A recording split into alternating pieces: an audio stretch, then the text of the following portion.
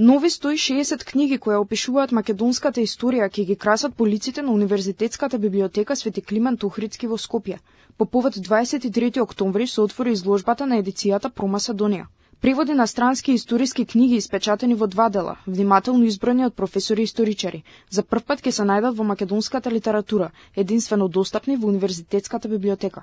Првиот дел е книги со историска содржина поврзани најмногу со ВМРО, со основањето на ВМРО, со функционирањето и делувањето на внатрешно-македонската револуционерна организација, а вториот дел од едицијата Про Македонија се состои од книги од историска содржина поврзани со Република Македонија, односно од античкиот период, од времето на Филип, 356 година пред новата ера, па се до современата македонска држава.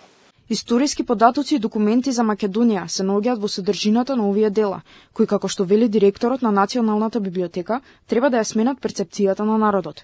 Овој проект има големо влијание врз читачката култура. Книги кои што треба да сменат перцепцијата на многу нешта, значи не само од празен муавет, да кажам, него од историски податоци, од документација, од аргументи, од луѓе кои што живееле во тоа време во кое што се книгите пишувани. Станува збор за книги кои што се, мислам, првпат преведени на македонски јазик. На полиците ќе може да се најдат и дела од познатите македонски револуционери, како Димо Хаџидимов, со насловите Илинденското востание и поуките од него за денешните македонски револуционери, Македонското прашање и учителот и бројни други дела.